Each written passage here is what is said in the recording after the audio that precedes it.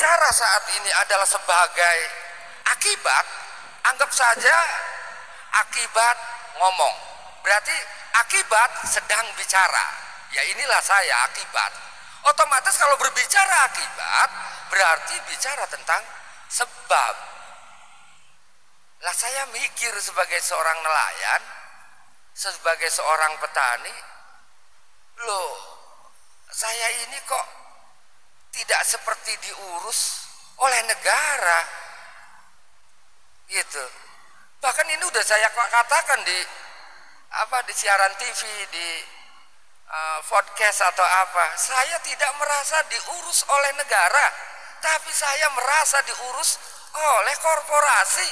Kata orang elit mah korporasi katanya kan. Saya juga boleh ngejiplak aja bahasa korporasi itu. Lagi diurus oleh oligarki gitu kan. Itu oleh pengusaha yang kemudian cara berpikirnya adalah untung rugi. Kemudian saya hanyalah objek. Yang namanya objek ya terserah-serah sublek mengelola lah. Mau dibikin tempe, mau dibikin belkedar, mau dibikin apa, suka-suka pengelola lah kan. Lah kalau pengelolanya hanya mikir untung rugi, ya rugi terus kita. Otomatis miskin terus kita sampai kiamat. Lah saya nggak suka itu. Gitu. Lalu saya katakan kepada negara, lah ini negara kemana? Saya bilang sama negara, kalau negara nggak berani sama korporasi itu, lingkaran kecil itu, saya yang akan melawan. Rakyat saya akan pimpin.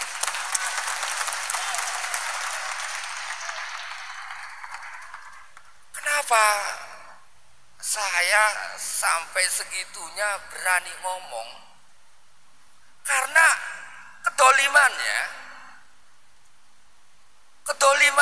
ini sangat telanjang bulat. Kedoliman yang tidak telanjang bulat itu cukup bisa dilihat oleh orang-orang yang alim, orang-orang yang berilmu.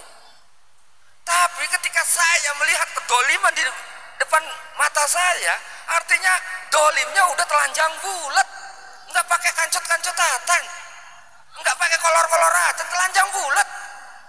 Artinya saya orang awam bisa melihat kedoliman itu. Artinya kan telanjang kedolimannya itu. Nah, sampai akhirnya, kata saya ini kok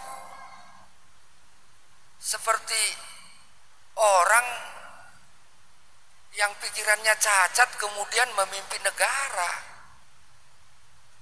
Yang disebut cacat itu ya mereka mencoba memasukkan lingkaran yang besar kepada lingkaran yang kecil, yang nggak mungkin lingkaran besar itu masuk di lingkaran yang kecil, tapi dia dipaksa untuk masuk.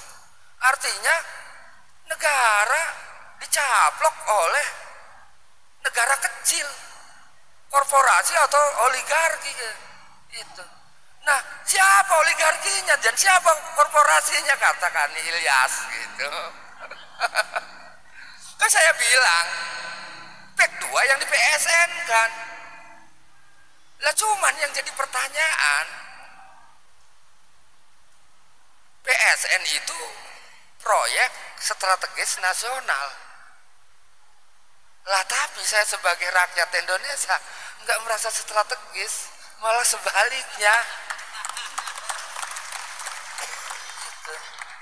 Lah kemudian ini dilabelkan ke swasta, namanya PEK 2 dan PEK 3, PEK seterusnya sampai seluruh Nusantara di PEK. Oh ternyata diam-diam negara kita ini sedang dirongrong kedaulatannya. Lah bagaimana kita berbicara tentang kedaulatan pangan? Kedaulatan negaranya aja lagi dicaplok. Bagaimana kita berbicara tentang ketahanan pangan, berbicara tentang ketahanan protein, ketahanan karbohidrat. Lawang wadahnya, ruangnya sedang dirampok. Ya beresin dulu dong ruangnya, baru bisa bercocok tanam. baru bisa berternak ikan, baru bisa ngejala, baru ada protein, baru ada karbohidrat, baru bisa berpikir, baru bisa angkat senjata, baru bisa beli senjata, baru bisa belajar, baru bisa berilmu, baru bisa cerdas, baru bisa besar, baru namanya NKRI. Itu. Nah ini mau kemana arahnya gitu kan? Saya bingung ini arahnya kemana gitu. Yang lebih parah lagi saya berpikir, loh saya ini dampak dari orang yang notabene adalah agen penjajah, yang kemudian agen penjajah ini dimodali, dibiayai dari hasil tambang pasir di laut, dibiayai dari hasil tambang emas, tambang batu bara, tambang ini, tambang itu, nebang hutan, segala macam, ngejual batu di gunung. Kemudian ini jadi biaya orang yang disebut agen penjajah. Tahun 2012 sampai 2014 setengah main kemudian ditaruh di atas jadi presiden, 10 tahun dia berkuasa, dan ini dampaknya 200 tahun ke depan. Dan saya melihat itu. Justru hari ini mumpung saya ada di panggung, saya mau ngomong sama presiden, Pak Presiden Prabowo, Presiden Republik Indonesia,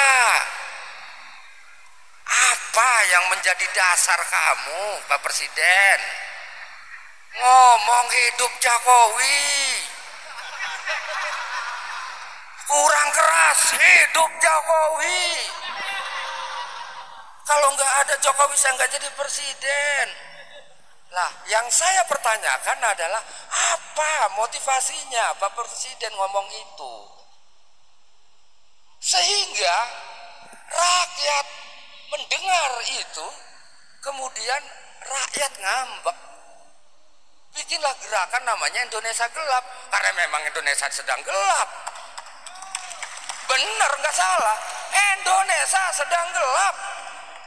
Saya dulu sekolah ibtidaiyah, pernah saya, apakah itu hadis, apakah itu ayat Quran, wallahu alam bisawab, tapi yang jelas bunyinya begini, al ilmu nurun wal jahlu dulmun. Bahasa Jawanya begini, utawi ilmu iku cahaya, wal jahlu dulmun, dan utawi jahil dulmun iku pepeteng. Pepeteng itu kegelapan.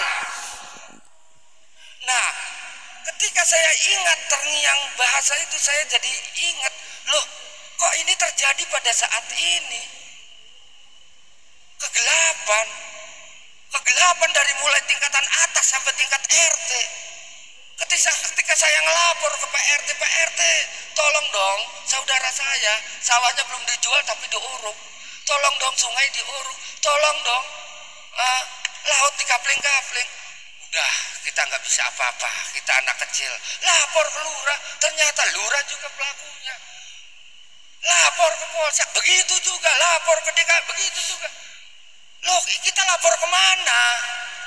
Nah, artinya kalau sistem yang kita anut ini prosesnya seperti itu, berarti kita sedang menghadapi kegelapan. Dia menganut dulmun, dolim, bodoh. Oke. Gitu. Mohon maaf ini. Mohon maaf. Terima kasih. Mohon maaf.